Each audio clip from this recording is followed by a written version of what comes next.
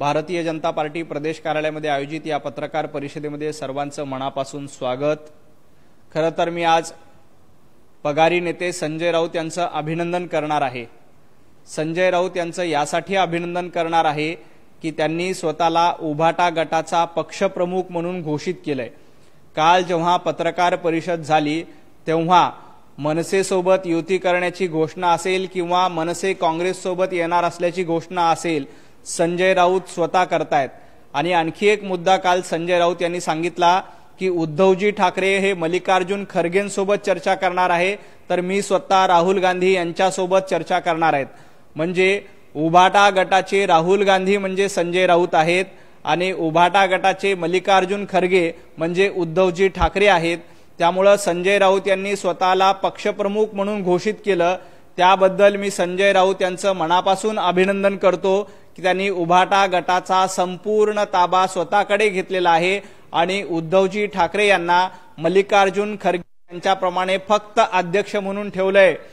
त्याबद्दल संजय राऊत यांचं अभिनंदन आणि तुमच्या पक्षाची प्रगती या निमित्ताने हो।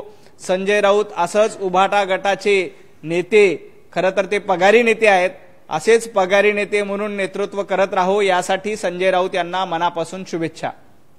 गेल्या 10 वर्षापासून या देशातील निवडणुका आणि निवडणुका यंत्रात फ्रॉड झालेला आहे असं संजय राऊत यांनी म्हटलं। खरं तर जेव्हा जेव्हा निवडणुकीत यांचा पराभव होतो तेव्हा ते ईव्हीएम बद्दल शंका उपस्थित करतात, प्रश्न उपस्थित करतात। आज उभाटा गट आणि महाविकास आघाडीच्या वतीनं निवडणूक आयोगाकडे एक शिष्टमंडळ ते घेऊन जाणार आहेत। ते शिष्टमंडळ घेऊन जाण्याच्या आधी महाविकास आघाडीच्या सर्वच नेत्यांना मी 5 प्रश्न विचारतोय। या 5 प्रश्नांची उत्तरं तुमच्याकडे असतील तर ती द्यावीत आणि जर का तुमच्याकडे या 5 प्रश्नांची उत्तरं नसतील तर मतचोरी नाही तर तुमची मती चोरीला गेलेली आहे हे महाराष्ट्रातील जनतेला निश्चितपणे कळेल। महाविकास आघाडीनं निवडणूक आयोगाकडे जाण्यापूर्वी लोकसभा निवडणुकीत जेव्हा महाराष्ट्रात भाजपला कमी जागा मिळाल्या तेव्हा भाजपनं जनतेचा कौल मान्य केला, पण विधानसभा निवडणुकीमध्ये महाविकास आघाडीचा पराभव झाल्यानंतर अचानक मतचोरी तुम्हाला का आठवली? महाविकास आघाडी जिंकली तर ईव्हीएम बरोबर आणि भारतीय जनता पार्टी जिंकली की ईव्हीएम वर शंका हा ढोंगीपणा लोकशाहीसाठी मारक आहे।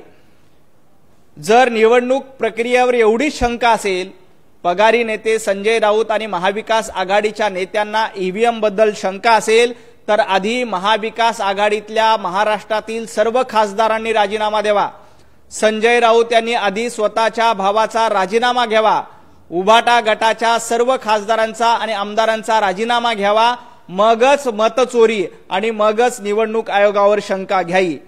लोकशाहीच्या नावानं गळा काढणारी महाविकास आघाडीची लोक ही जनतेमध्ये जात नाहीत तर निवडणूक आयोगाकडे जातात। तुमच्यामध्ये हिम्मत असेल तर जनतेमध्ये जा, जनता जनार्दन तुम्हाला जशास तसं उत्तर दिल्याशिवाय राहणार नाही। खरं तर अशा पद्धतीनं मतचोरीवर शंका घेणं, मतचोरी म्हणणं म्हणजे महाराष्ट्रातल्या मतदारांचा अपमान आहे। महाराष्ट्रातल्या 14 कोटी जनतेचा अपमान करण्याचं काम महाविकास आघाडीचे नेते आज करतायत। त्यामुळे तुम्ही महाराष्ट्राचा अपमान करणार असाल तर येणाऱ्या स्थानिक स्वराज्य संस्थांच्या निवडणुकीत, येणाऱ्या महापालिकेच्या निवडणुकीत महाराष्ट्रातील जनता तुम्हाला निश्चितपणे उत्तर दिल्याशिवाय राहणार नाही आणि अशा पद्धतीनं मतदारांचा अपमान करणाऱ्यांना जनता धडा शिकवेल। आणि या प्रश्नांची उत्तरं जर का महाविकास आघाडीकडे नसतील तर त्यांनी आपली मती चोरीला गेलेली आहे, मतचोरी झालेली नाही हे जाहीर करून टाकावं। एक मिनिट, संजय राऊतच्या आधी संपूया। नाशिकमध्ये जो मतदानाचा घोळ झाला त्यामध्ये 3.5 लाख मतं डुप्लिकेट आहेत असंही सुद्धा संजय राऊत म्हणाले। ते म्हणाले की प्रत्येक ठिकाणी, फक्त नाशिकमध्ये नाही तर प्रत्येक ठिकाणी सरासरी 3 ते 4 लाख मतं डुप्लिकेट आहेत। खरं तर संजय राऊत डुप्लिकेट आहेत। संजय राऊत यांचा पक्ष डुप्लिकेट आहे। संजय राऊत गेल्या काही दिवसापासून नकली चाणक्य म्हणून फिरतायत। त्यांना असं वाटतंय की मीच मोठा चाणक्य आहे, परंतु संजय राऊत तुम्ही डुप्लिकेट आहात, तुम्ही डुप्लिकेट चाणक्य आहात। तुम्हाला मतचोरीबद्दल बोलण्याचा अधिकार नाही। जर नाशिकमध्ये 3.5 लाख मतांचा घोळ झाला असं तुम्हाला वाटत होतं तर त्यावेळेला तुम्ही शंका का उपस्थित केली नाही? त्यावेळेला तुम्ही चकार शब्द काढला नाही आणि आता तुमचा पराभव झाल्यानंतर तुम्हाला हे सगळे प्रश्न पडतात. संजय राऊत, तुम्ही डुप्लिकेट आहात. आम्ही फक्त आजच्या ज्या व्यक्तीला देवेंद्र फडणवीसांना बोलावलं आहे त्यांच्यासोबत इतर जे 2 पक्ष आहेत त्यांना आम्ही निमंत्रण दिलं नाही, कारण त्यांना आम्ही पक्षच मानत. खरं तर कालपर्यंत हेच संजय राऊत म्हणत होते की एकनाथजी शिंदे यांनी या मोर्चामध्ये सहभागी व्हावं. कालपर्यंत हेच संजय राऊत म्हणत होते की अजितदादा पवार यांनी या शिष्टमंडळामध्ये सहभागी व्हावं आणि आज म्हणतायत की आम्ही त्यांना पक्षच मानत नाही. संजय राऊत, एका भूमिकेवर तरी ठाम राहा. त्या दुतोंडी मांडगुळासारखं 2-2 भूमिका जाहीर करू नका. काल तुम्ही असं म्हणत होतात की अजितदादा पवारांनी या शिष्टमंडळामध्ये सहभागी व्हावं आणि आज अजितदादांचा पक्ष तुम्हाला पक्ष वाटत नाही. काल एकनाथजी शिंदे यांना आव्हान करत होता की तुम्ही या शिष्टमंडळात यावं आणि आज म्हणताय की तुमचा पक्ष नाही. लोकसभेला तुमची वेगळी भूमिका होती, विधानसभेला तुमची वेगळी भूमिका आहे. अशा पद्धतीचं ढोंगी राजकारण आणि दुटप्पी राजकारण करू नका.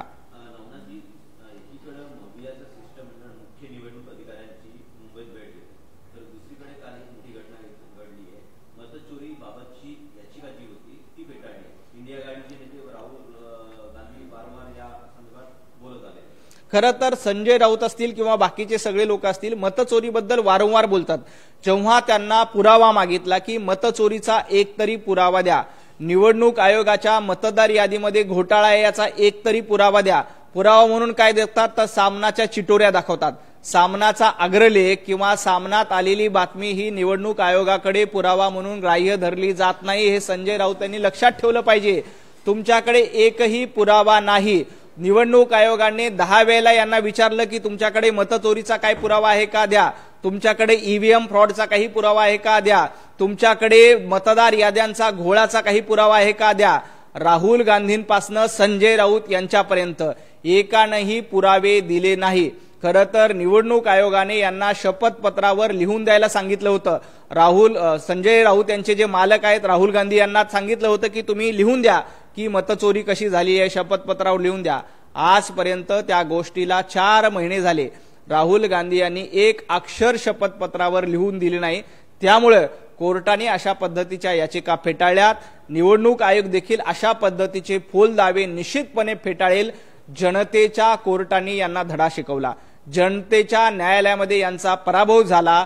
येणाऱ्या महापालिका निवडणुकीत जनतेचं न्यायालय समोर आहे आणि जनता पुन्हा यांचा पराभव केल्याशिवाय राहणार नाही. मतचोरी प्रमाणे संजय राऊत यांनी अनेक आरोप केला की लोकसभेत 40 ते 50 जागा चोरण्यात आल्या, नाही तर भाजपचं सरकार या देशात आलंच नसतं. 40 ते 50 जागा चोरल्या म्हणणाऱ्या संजय राऊत यांच्याकडे 40 ते 45 कार्यकर्ते आहेत का हे त्यांनी सांगावं. ज्यांच्याकडे 40-45 कार्यकर्ते नाहीत, तुमचा पक्ष आता शिल्लक सेना झालेला आहे. उबाटा गटामध्ये 40 ते 45 आता महापालिकेला नगरसेवक मिळत नाहीत. तुम्हाला 40-45 उमेदवार मिळत नाहीत, तुम्ही काय 40-45 मतदारांच्या गोष्टी करतायत. संजय राऊत, हे धंदे बंद करा. तुमच्याकडे कार्यकर्ते नाहीत, तुमच्याकडे नेते नाहीत, त्यामुळे जनतेनं तुम्हाला घरी बसवलं. घरी बसून आनंद घ्या. आजच्या ज्या शिष्टमंडळ आहेत त्यामध्ये राज ठाकरे नको हे ठरवणारा काँग्रेस पक्ष नाही, असं संजय राऊत यांनी. खरं तर सन्माननीय राज ठाकरे यांनी या शिष्टमंडळात सहभागी व्हायचं का नाही घ्यावायचं याबद्दल मनसेने आपापला निर्णय घ्यावा.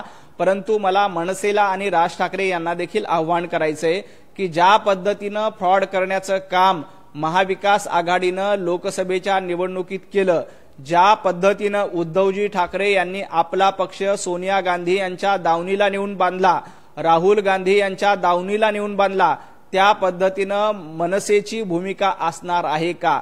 ज्या पद्धतीनं तुम्ही हिंदुत्ववादाची भूमिका मांडतायत, तुम्ही भोंग्या विरोधात भूमिका मांडतायत, तुमची भूमिका ही काँग्रेसला पटणार आहे का याचा विचार त्यांनी करावा. निवडणूक आयोगाबद्दल काही शंका असतील तर त्याचं उत्तर निश्चितपणे निवडणूक आयोग देईल. परंतु सन्माननीय राज ठाकरे यांनी काँग्रेससोबत जायचं का, ज्यांनी स्वातंत्र्यवीर सावरकरांचा अपमान केलाय त्यांच्यासोबत जायचं का याचा ते निश्चितपणे विचार करतील.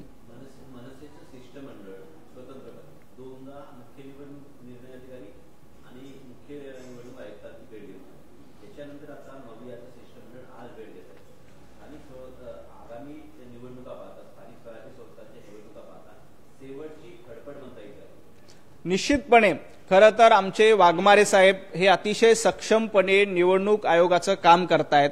परंतु त्यांच्यावर शंका निर्माण करणं, त्यांच्याबद्दल प्रश्नचिन्ह उपस्थित करणं ही महाविकास आघाडीची दुटप्पी भूमिका आहे।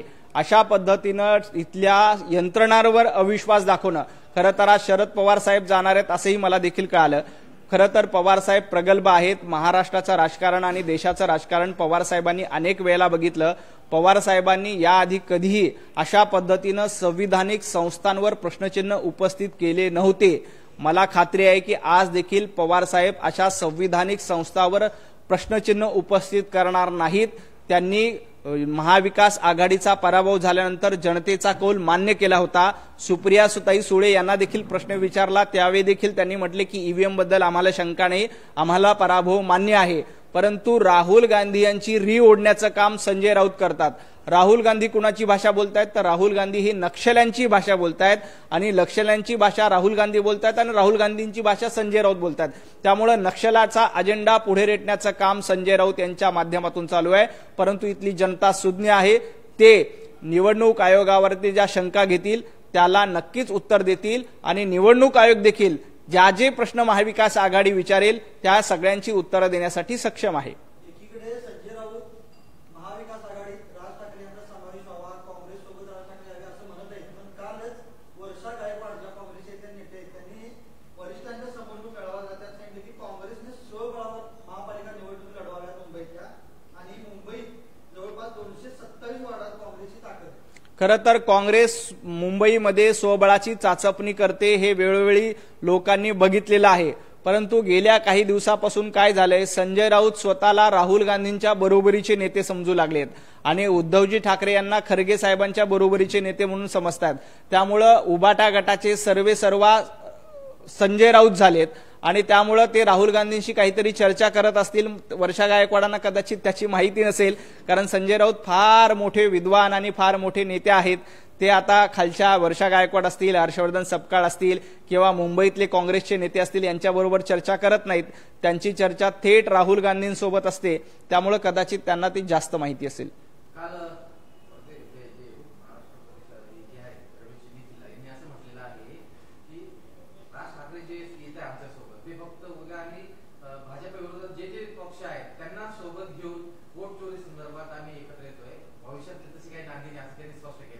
खरं तर सन्माननीय राज ठाकरे आक्रमक हिंदुत्ववादाची भूमिका मांडतात।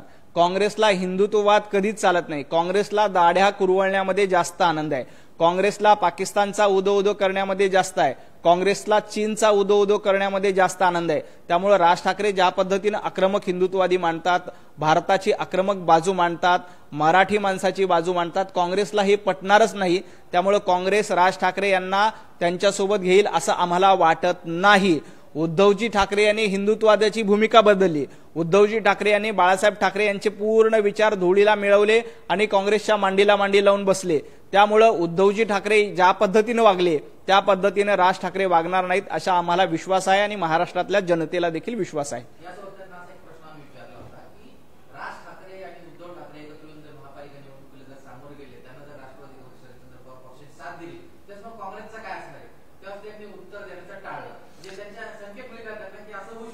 खरं तर त्यांच्याकडे उत्तरच नाही। काँग्रेसला देशाने नाकारलेला आहे। आजपर्यंत काँग्रेसचा इतिहास बघितला तर जवळपास 100 निवडणुका काँग्रेस हारलेली आहे आणि येणारी मुंबई महापालिका निवडणूक ही 101वी निवडणूक असेल ज्यात काँग्रेसचा पराभव होईल।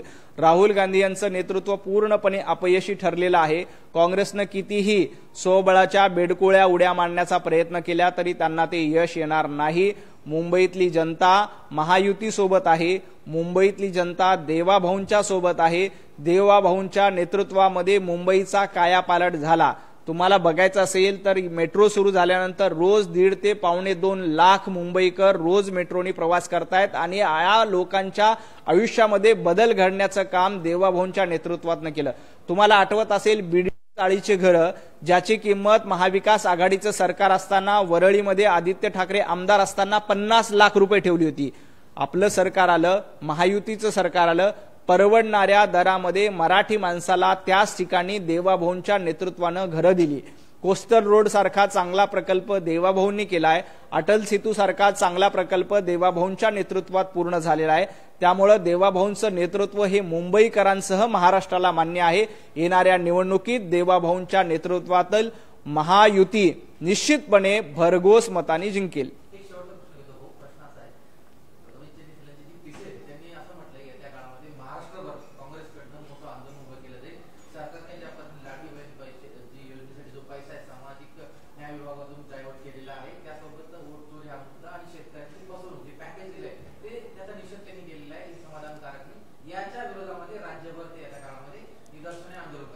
काँग्रेस जर का आंदोलन करणार असेल तर काँग्रेसच्या आंदोलनाला 4 लोक येतील का याचा विचार आधी चन्नीथला यांनी केला पाहिजे। ज्या पद्धतीनं जनतेनं काँग्रेसला नाकारलेलं आहे, हर्षवर्धन सपकाळ रोज उठून वायफळ बडबड करतायत, त्यामुळे सपकाळ यांच्या विधानाला जनता कंटाळली आहे। काँग्रेसकडे कार्यकर्ते नाहीयेत, काँग्रेसकडे मतदार नाहीयेत, त्यामुळे काँग्रेसनं कितीही आंदोलन करण्याचा प्रयत्न केला तर काँग्रेसचं एकही आंदोलन यशस्वी होणार नाही। इथली जनता जनार्दन महायुतीच्या सोबत आहे। शेतकऱ्यांच्या प्रश्नावर काँग्रेसला बोलण्याचा अधिकार नाही। कर्नाटकमध्ये यांचं सरकार आहे, रोज 25 शेतकरी आत्महत्या कर्नाटकमध्ये करतायत। जर का काँग्रेसला शेतकऱ्यांची एवढी चिंता असेल तर कर्नाटकमध्ये जाऊन शेतकऱ्यांच्या आत्महत्या थांबवा। देवाभाऊंनी जवळपास 32,000 कोटी रुपयाचं पॅकेज शेतकऱ्यांना दिलंय आणि मदत वितरित करण्याचं काम सरकारकडनं केलं जातंय। दिवाळीपूर्वी प्रत्येक शेतकऱ्यांच्या खात्यामध्ये ज्यांचं नुकसान झालंय त्या प्रत्येकाला नुकसान भरपाई मिळणार आहे आणि त्याची सुरुवात देवाभाऊंनी केली आहे। काँग्रेसला शेतकऱ्यांबद्दलचं प्रेम हे पुतना मावशीचं प्रेम आहे, त्यांनी शेतकऱ्यांच्या प्रश्नावर बोलू नये।